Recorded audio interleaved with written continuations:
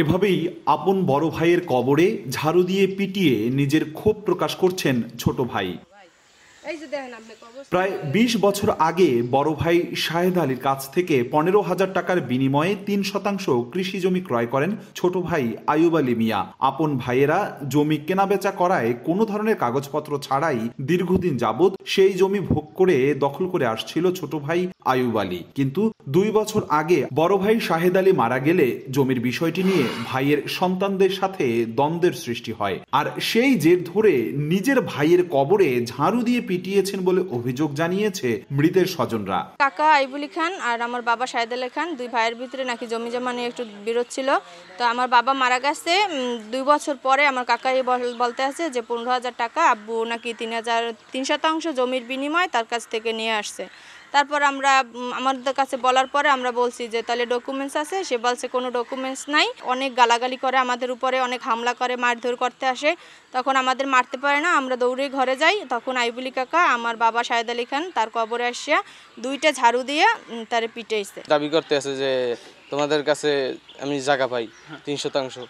তারপর মারা যাওয়ার দিনও বলে নাই, সে আরো কিছুদিন পরে বলছে। আমরা বলছি যদি আমার বাবা মারা গেছে, যদি টাকা আনিয়ে থাকে আমার বাবায় দিয়ে গেছে কিনা তাও আমরা জানি না। যদি টাকা আনিয়ে থাকে আমরা টাকা ফেরত দেব। এরপর এখানে সালিশি বিচারও হয়েছে, মেম্বাররা আসছিল, সালিশি বিচার হয়েছে। উনি সালিশি মানে নাই, উনি বলছে এত তাড়াতাড়ি উনি আমাদের ছাড়িয়ে দেবে না।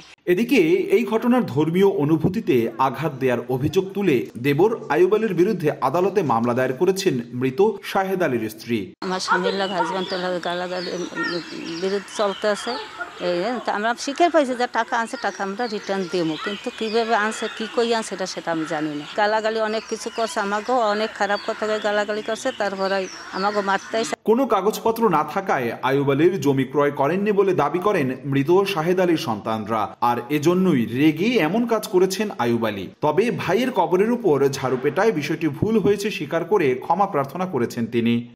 আমার কাছে আসে জমি বেচার কথা কইলে ৩,০০০ টাকা, মানে ১৫,০০০ টাকা নিয়েছে, ৩% জমি দেওয়ার কথা বললে তখন ৫,০০০ টাকা করে এই শতাংশ চলে। তো আমার ভাই কইল কি জমিটা বাইরে বেচমু, তো তুই রাখ।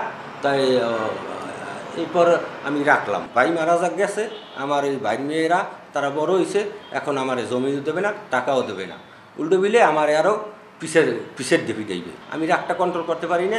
তো আমি এটা আমার ভাইয়ের এটা কবরে যে এটা করছি, এটা আমি অন্যায় করছি, এটা আমি সবার কাছে ক্ষমা চাই, আল্লাহর কাছেও ক্ষমা চাই। বরিশাল সদর উপজেলার চরবাড়িয়া ইউনিয়নের সাপানিয়া গ্রামে এমন ঘটনাটি ঘটে। অপূর্ব অপু, সময় সংবাদ, বরিশাল।